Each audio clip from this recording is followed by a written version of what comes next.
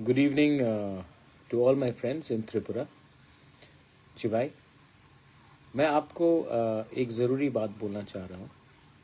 मुझे खबर मिला है कि चकमा घाट एरिया में कुछ हफ्तों से कम से कम 16 से 20 बांग्लादेशीज हमारे ईडीसी एरिया में सेटल हो चुके हैं। पुलिस को खबर किया गया है, but till now no action has been taken. I am hopeful, मैं आशा करता हूँ कि जो खबर हमारे मोथा के वॉरियर्स ने दिया है उसमें पुलिस जल्द से जल्द कानूनी कार्रवाई करे। ये चकमा घाट में है, अपने ईडीसी एरिया के अंदर।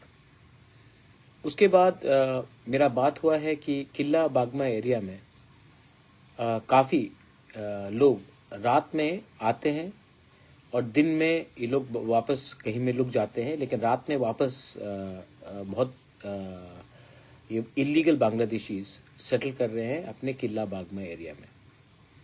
This is not the time for politics. Tripura ने पहले बहुत सफ़र किया है। आज अगर ये लोग इलीगली हमारे स्टेट में आएंगे तो इसको पॉलिटिक्स से बड़ा, हर चीज़ ज़िंदगी में पॉलिटिक्स नहीं होता है। इनको अगर आप वोट बैंक बनाओगे आज, कल आप अपने ही घर में सांप को पाल रहे हो। चकमा घाट में 16 से 20 लोग हैं। अगर वो आज और थोड़ा दिन रह जाए,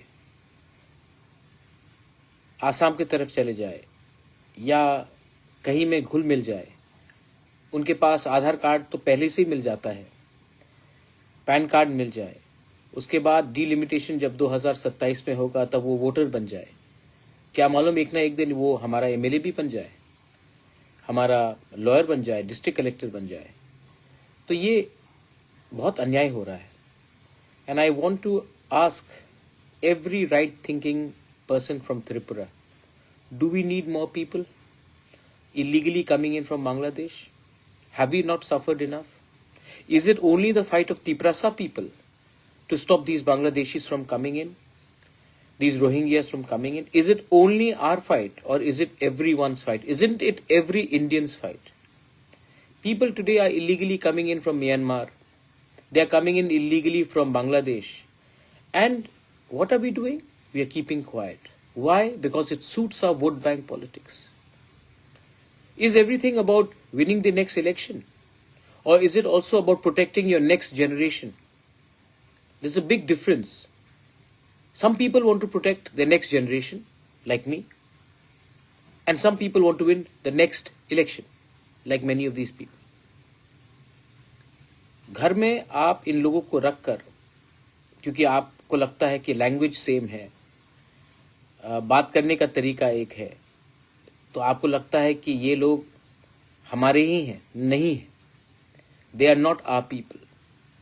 सेकेंड बात है कि अगर हम तो सीए के खिलाफ सुप्रीम कोर्ट में लड़ रहे हैं और लड़ते रहूंगा, लेकिन सीए में एक कानून है कि anyone who is coming into 6 scheduled areas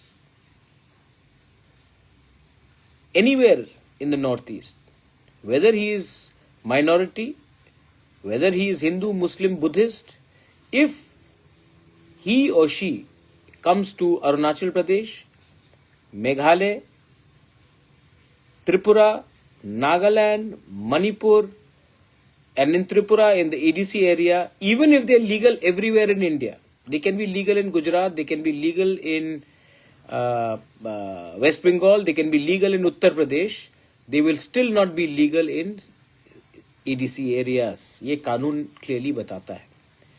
तो I am appealing once again, ये लोग आ रहे हैं और ये लोग हमें बहुत तंग करने वाले हैं आने वाले दिन में। डिलिमिटेशन एक्सरसाइज, अब पहले सेंसस होगा 2027 1 मार्च से, उसके बाद डिलिमिटेशन होगा। अगर आज हम लोग सतर्क नहीं हुए ना, तो जो हम लोग जिसके लिए फाइट कर रहे हैं वो कुछ नहीं रहेगा। सेकंड, बहुत लोग ने मुझे फोन करके पूछा था कि आने वाले दिन में आपका क्या कदम होगा, क्या स्टेप होगा। मैंने होम मिनिस्टर को चिट्ठी लिख दिया है कि जो डिले हो रहा है हमारा तिपरासा अकॉर्ड के लिए, वो नॉर्थ ईस्ट के लिए अच्छा नहीं है, हम सब के लिए अच्छा नहीं है। एंड होम मिनिस्टर से मेरा थोड़ा दिन पहले ही बात हुआ and he is assured us that अगले 2-3 हफ्ते के अंदर वो कुछ नया कदम उठाएंगे। चलिए, होम मिनिस्टर ने ये बात कहा है, 3 हफ्ता वेट करेंगे। लेकिन जैसे बांग्लादेशी लोग हमारे बॉर्डर के अंदर आ रहे हैं और अगला साल इलेक्शन भी है बांग्लादेश में, और जो मुझे लगता है कि शेख हसीना के पार्टी को कॉन्टेस्ट करना नहीं दिया जाएगा। मतलब कौन कॉन्टेस्ट करेगा? BNP, Khaleda Zia, anti India, anti minorities, anti Hindu, anti Christian, anti Buddhist, और मोहम्मद यूनुस जो कंप्लीटली एंटी इंडिया है। जब इलेक्शन नेक्स्ट ईयर बांग्लादेश में होगा अप्रैल के टाइम में, तब फिर से माइनॉरिटीज के ऊपर अटैक होगा, फिर से प्रेशर आएगा हमारे ऊपर। और इंडिया का सबसे बड़ा प्रॉब्लम क्या है ना, कि जब हमें कोई चेतावनी देता है, कोई हमको चैलेंज करता है ना, तो हम क्या करते हैं? क्रिकेट खेलना बंद कर देते हैं, बस बहुत खुश। उनका जो फिल्म स्टार्स है, उनके जो म्यूजिक आर्टिस्ट है, उनको बॉयकॉट करते हैं हम लोग। चाइना ने हमको अटैक किया, टिकटॉक को बैन कर दिया हमने। अरे from a position of power तो बात करे। आज बांग्लादेश शेख हसीना को नहीं चांस देगी और एंटी इंडिया गवर्नमेंट आएगा इलेक्शन के बाद, तो वो इलेक्शन का क्या मतलब रहता है? वो इलेक्शन तो पहले से डिटरमिन्ड है कि जो भी सरकार आएगा बांग्लादेश में, अगर शेख हसीना नहीं है तो बीएनपी भी एंटी इंडिया, मोहम्मद यूनुस भी एंटी इंडिया। तो हमारा क्या पोजीशन होगा उसमें? तो गवर्नमेंट ऑफ इंडिया को भी अभी से विचार करना चाहिए। त्रिपुरा फ्रंटलाइन में है, एंड त्रिपुरा अगर फ्रंटलाइन में है तो हमारा भविष्य भी फ्रंटलाइन में है। तो these decision should not be taken so easily. They have to consult all of us, they have to look at our future. North east को खत्म करने का पूरा बात चल रहा है। हम लोग हमारा क्या जवाब है? हम कहीं में हम ट्विटर में अटैक करेंगे, ट्रोल करेंगे।